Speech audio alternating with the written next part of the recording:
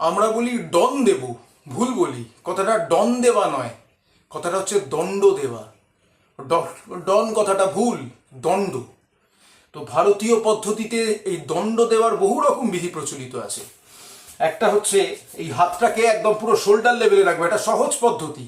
Shoulder লেভেলে থাকবে হাতটা, এর বাইরেও যেতে পারে, ওয়াইড হতে পারে, সেটা আমি কোন মাসেলকে টার্গেট করছি তার উপর ডিপেন্ড করছে। আমি একদম সিম্পল সহজ যেটা আমি সেইটা আগে বলে দিচ্ছি। এই শোল্ডার লেভেলে থাকবে আমাদের হাতটা। আমি এখন ডাম্বেল দুটোকে সঙ্গে রেখেছি, প্রেশারটা বেশি পাবো। আমি ডাম্বেল ছাড়া এভাবে খালি হাতেও করতে পারি। আমি খালি হাতেই দেখাচ্ছি, যার কাছে কোনো ইকুইপমেন্টস নেই, কিচ্ছু নেই। এই শ্বাস নিয়ে স্ট্রেট নামলাম, স্ট্রেট উঠলাম, এটা একটা আছে। একটা হচ্ছে সাপের মতো এইভাবে হিপটাকে হালকা পেছনে নিয়ে গিয়ে একটা লম্বা শ্বাস নিলাম, নিয়ে শ্বাসটাকে এখানে এইভাবে ছেড়ে এই এই পদ্ধতিটা সবাই অ্যাপ্লাই করতে পারবে না, সমস্যা আছে। চেষ্টা করলে হয়ে যাবে অল্প বয়স থেকে।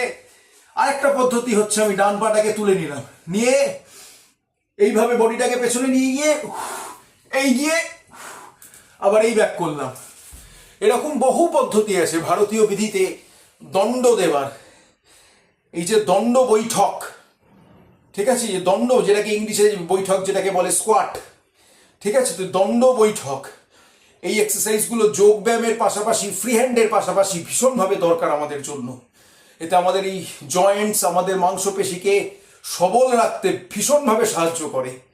তাহলে আসুন করা যাক দণ্ড।